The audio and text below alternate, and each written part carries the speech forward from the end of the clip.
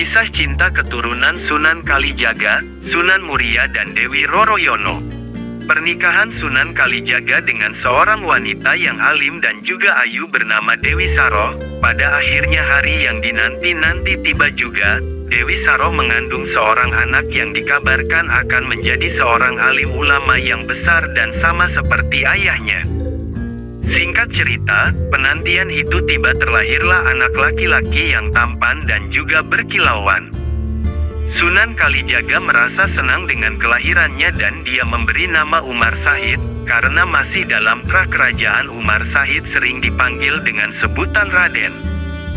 Raden Umar kecil itu setiap hari dia selalu dibimbing oleh ibunya terutama mengenai ilmu agama. Namun kegemarannya dia lebih suka jika berjalan-jalan dengan Sunan Kalijaga menyusuri pedesaan dan menyapa masyarakat. Warga sekitar merasa senang dan merasa kagum dengan Umar Said. Meskipun masih kecil tapi ketampanannya benar-benar luar biasa, memang keturunan dari kerajaan selalu tampan. Aduh, Raden Umar tampan sekali Sunan, puji salah seorang wanita ketika berpapasan dengan Sunan Kalijaga. Alhamdulillah, puji syukur kepada Allah Subhanahu wa Ta'ala atas segala macam ciptaannya, jawab Sunan Kalijaga dengan senyum tipisnya. Kanjeng Sunan mau kemana? Tanya wanita. Berjalan-jalan sore saja. Wanita itu hanya menganggukkan kepala dan setelah itu dia berpamitan untuk berlalu, begitu pula dengan Sunan Kalijaga seraya memberikan salam kepadanya. Benar sekali, Raden Umar Said selalu menjadi fokus utama dari setiap masyarakat ketika sedang berjalan-jalan sore ataupun pagi hari bersama Sunan Kalijaga ataupun dengan ibunya Dewi Saroh. Sampai suatu ketika Sunan Kalijaga berpapasan dengan seorang pendeta, dia berhenti berhadap-hadapan dengannya. Keramat tambahan Sunan Kalijaga terutama tentang toleransinya membuat masyarakat pemeluk agama lain tidak sungkan untuk saling bersapa dengannya.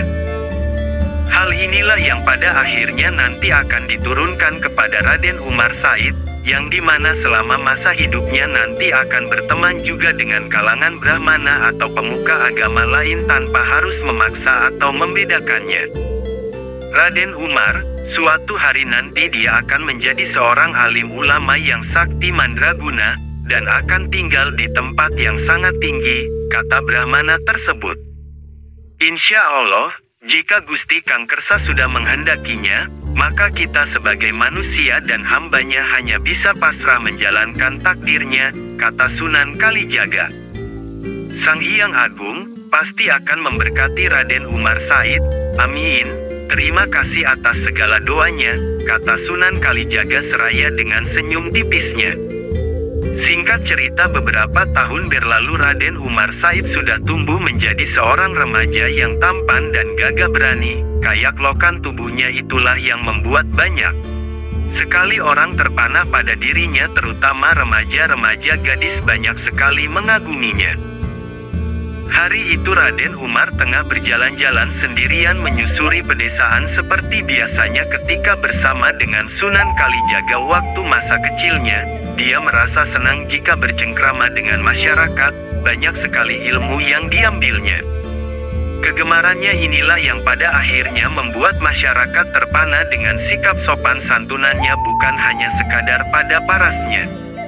Lemah lembut yang diperlihatkan Raden Umar Said kepada masyarakat, membuat warga sekitar merasa nyaman dengan dirinya, bahkan tidak sungkan-sungkan meskipun Raden Umar Said masih terah kerajaan.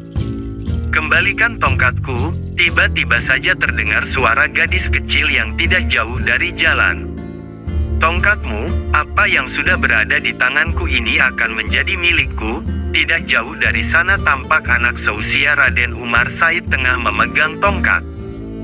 Di samping anak tersebut ada beberapa pengawal, menjaganya seakan-akan dia adalah anak yang istimewa, mungkin masih kalangan kerajaan. Gadis kecil itu terus merengek agar diberikan tongkatnya. Hai, tidak pantas kamu berlaku seperti itu, serahkan tongkatnya kepada adik kecil ini, seru Raden Umar Said. Sontak saja suara Raden Umar Said membuat anak itu langsung melirik kepadanya. Dengan wajah sangar dan juga menunjukkan ekspresi kekesalannya, membuatnya semakin murka. "Kamu tidak usah ikut campur, aku ini anak adipati, jadi rakyat jelata sepertimu harus tunduk padaku," kata anak tersebut dengan angkuhnya. "Jadi seorang anak adipati, hanya berani melawan gadis kecil," kata Raden Umar. Semakin marah dan nafsulah dia tidak tahan dengan kata-kata tersebut, dirinya seperti merasa dihinakan, direndahkan, bahkan dijatuhkan. Dia langsung melempar tongkat ke arah gadis tersebut dan lalu mendekati Raden Umar Syahid dengan tatapan mata yang kesal. "Apa maumu? Berani sekali melawanku? Jika kamu merasa anak adipati, mari kita balap lari batu besar yang berada di sebelah sana kembali ke sini lagi," ajak Raden Umar Said menantangnya, berusaha memberikan peringatan kepada anak adipati yang sombong itu. Baiklah, siapa takut? Pada akhirnya mereka berdua bersiap untuk berlari mengambil batu besar yang berada di seberang deretan rumah tersebut, dan lalu kembali membawanya tepat di mana gadis kecil itu berdiri sambil memegang tongkatnya terlihat ketakutan. Paman berdua menjadi penengahnya ya," kata Raden Umar Said dengan sopan. Dua pengawal anak adipati itu menemukan kepala mengerti dengan maksudnya. "Dasar anak kampung, berani-beraninya kamu mengatur kedua pengawalku," kesal anak adipati tersebut. "Tidak usah banyak bicara, mari kita lakukan." Tanpa basa-basi lagi mereka langsung berlari mengambil sebongkahan batu yang cukup besar juga untuk ukuran remaja seperti mereka. Raden Umar Said bisa lari di paling depan dari anak adipati. Tidak heran karena Raden Umar Said selalu berlatih ilmu kanuragan sehingga fisika lebih kuat dibandingkan remaja seusianya. Namun ketika ingin mengambil batu tersebut secara tiba-tiba, Raden Umar melihat nenek-nenek yang buta hampir terperosok. Dengan rendah hati ia membantu nenek-nenek tersebut mengarahkan pada jalan yang benar. Hal menjadi untuk anak adipati membawa batu yang lebih kecil dibandingkan milik Raden Umar Said lari ke arah dua pengawalnya. Namun entah kekuatan apa, setelah menolong neneknya tersebut Raden Umar Said berlari bagaikan kilat batu yang besar, sekejap mata langsung tepat berada di hadapan dua pengawal itu. Dia tampak tersenyum tanpa ada rasa lelah sedikit pun, berbeda dengan anak adipati yang tampak taplong melihatnya. Begitu pula dengan gadis kecil tersebut kaget dan juga merasa kagum.